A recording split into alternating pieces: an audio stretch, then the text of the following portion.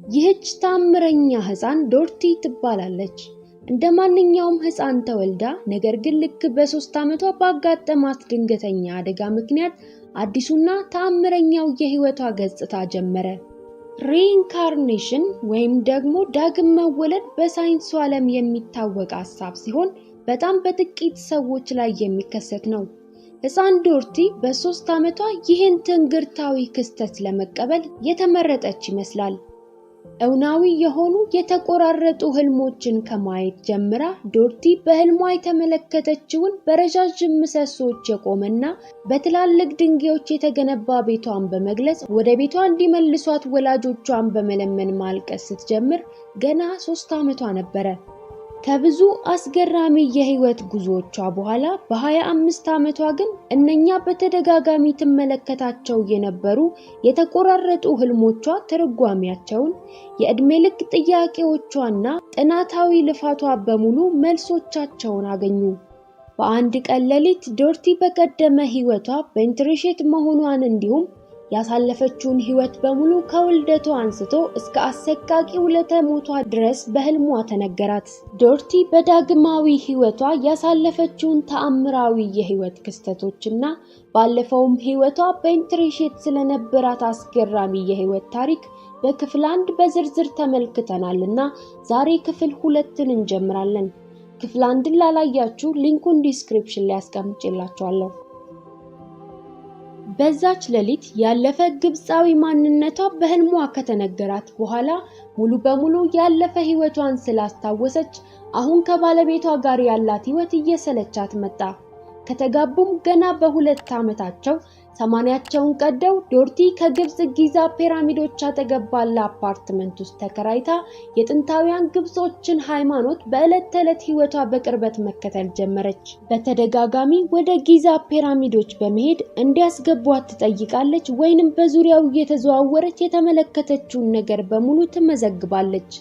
ከዛም ጊዜ ጀምሮ ባላት ዕውቀት መሰረት ከአርኪኦሎጂስቶች ጋር በመተባበር እጅግ አስገራሚ ጥናታዊ ግኝቶች ላይ በመሳተፏ ዝናን አተረፈች።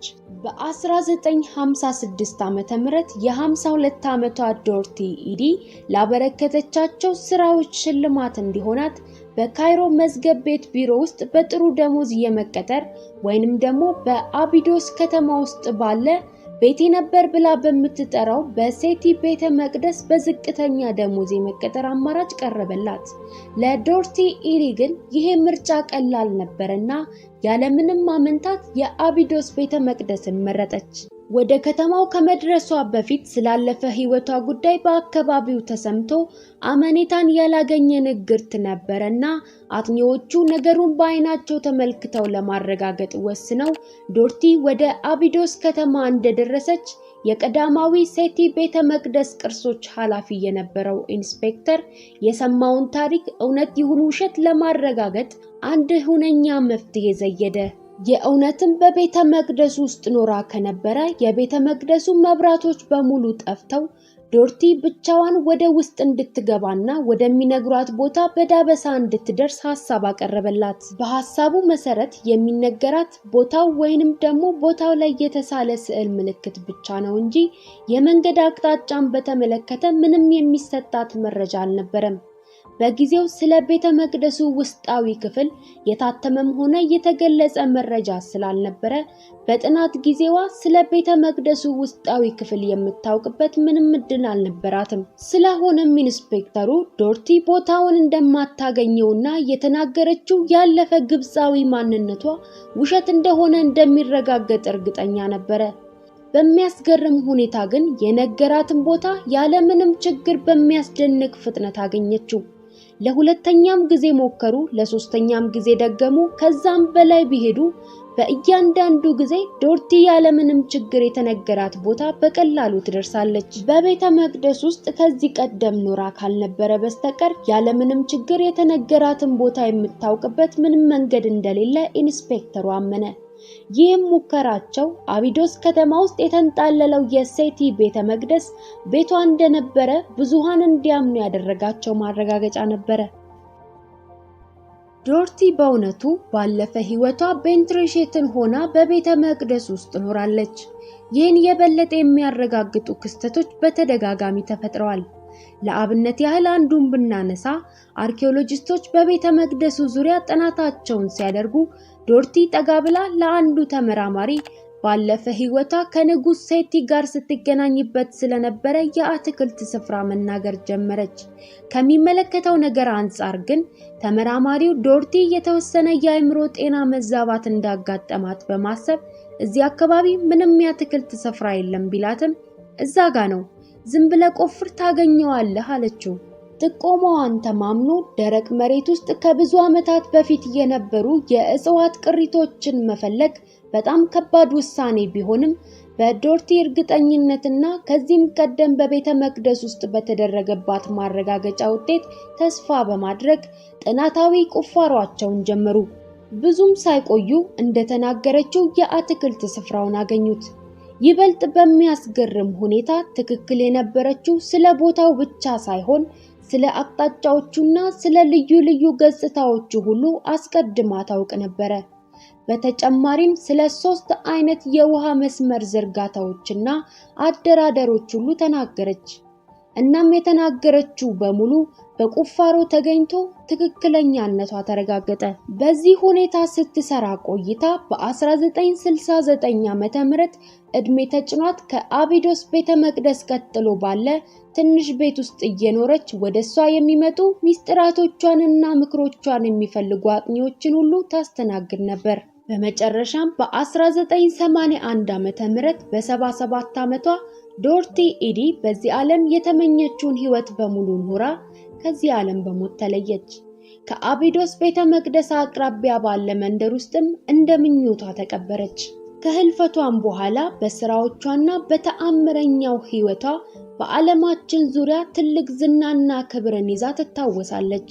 እናም ጥያቄው ብዙሃኑ እንደሚያምኑት ዶርቲ ማለት ድጋሚ ህይወት የተሰጣት ቤንትሬሼት ትሆን? የምታውቀውስ ድብቅ ዕውቀት ነበራት?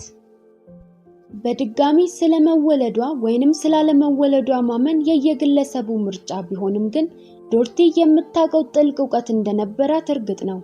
ወደ ዶርቲ ኢዲ ህይወት ይበልጡኑ በጥልቀት ባተኮርን ቁጥር ስለሰጠችን ዕውቀት ብቻም ሳይሆን ስላልነገረችንም ዕውቀቶቿ ምናልባት ሚስጥራቶቿ ይበልጡኑ ርቀው ሊሄዱ እንደሚችሉ ማሰብ እንጀምራለን።